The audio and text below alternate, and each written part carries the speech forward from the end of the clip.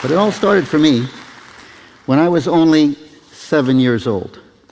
That is when my grandfather, Carl Wallenda, probably the best known tightrope walker of modern times, put me on a wire for the very first time.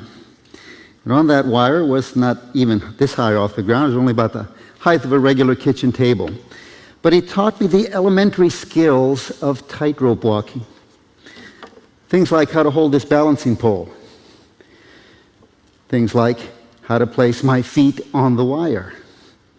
But the most important thing that I learned from my grandfather about keeping my balance on the tightrope was that I needed to keep my eyes on a fixed and an unmoving point at the far end of the wire, which happens to be where this cable meets those two pipes at the far end. That is how I maintain my balance. I've been doing this for over 50 years now. And with that time and that experience, I do have the ability to look around, to talk to you face to face. But invariably, if this equipment is not as sturdy as I hope it is, or if I lose my balance for any reason whatsoever, my vision will instinctively and immediately return to that point at the far end of this wire so that I can regain my balance.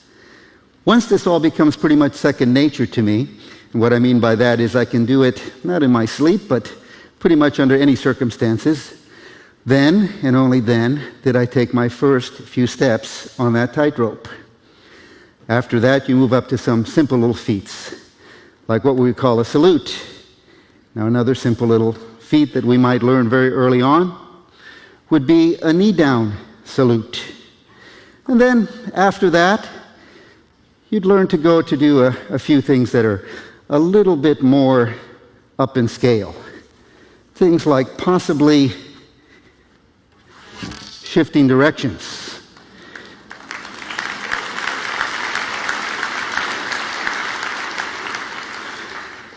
You know, though, I learned very early on that I couldn't pay my bills or support my family by simply walking back and forth on a tightrope and doing some simple salutes.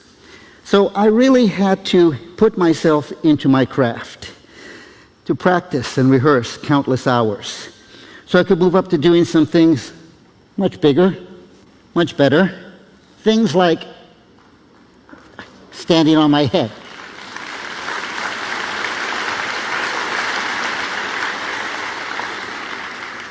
Ouch. The more time that goes by, the more stars I see doing that particular trick.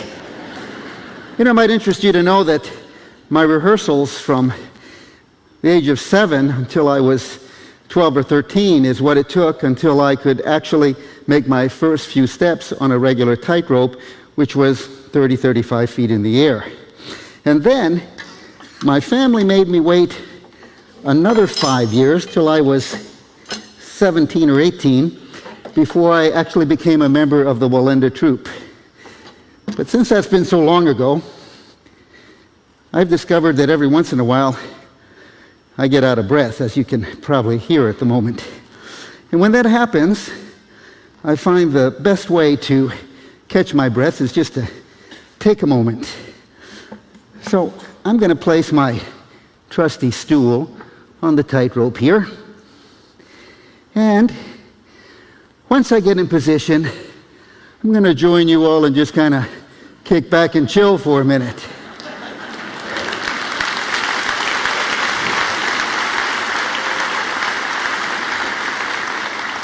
But while I'm chilling, let me tell you how that little lesson that my grandfather taught me so long ago has been invaluable to me. That lesson about focusing on an unmoving point, on a goal in life. You see, as a tightrope walker, I've had innumerable upsets on the wire, times that I've fallen. Well, I found that, by the way, I've never fallen to the ground. I've always been able to catch myself, but even so, that wire is very hard and very unforgiving. And I find that one thing always holds true every time I've ever fallen. It always hurts. There's never been a time that it hasn't hurt. But my grandfather was a man of great integrity. My grandfather lived by that standard of the motto that you've often heard. that is a circus analogy, it just says that the show must go on. Now, to me as a performer, that's something that's a lot more significant than something I could just spit out of my mouth. No, you see, it goes down to my very heart and soul. It talks about life itself. Because in life you discover that even though there's some things that I'd love to go back and redo, life doesn't afford me that privilege. Sometimes I just like for time to sit still and stop, and life won't do that either. Life just has a way of continuing on. And so when I've been hanging there in anguish and in pain and thinking, what do I do next? I'm sure you agree with me that the most foolish thing I could do would be just to open my fingers and let go. No, you see, the only way of life is to go forward.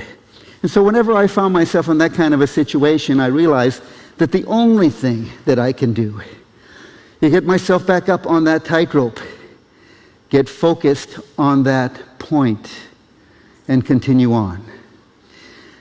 Now that is a lesson for life itself, because I found that if I'll focus in on a goal in my life, if I'll persevere, if I won't give up, if I'll be unrelenting, if I'll just hang in there, if I won't give up in the last moment,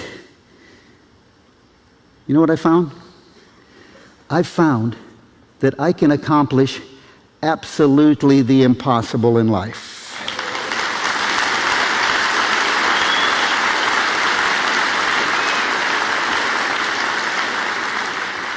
Now, you know, that's a lesson not just for me. That's a lesson for everybody. If you'll just focus in on a goal in life, if you'll persevere, if you don't give up, you can accomplish absolutely the impossible. And by the way, I need to tell you that my primary focus in life is Jesus Christ. Now, there's a verse in the Bible, Hebrews 12:2. It says that we need to fix our eyes on Jesus, because he is the author and the perfecter of our faith. You see, he wrote it. He's the author of it. But not only that, he also perfected it. He also lived it.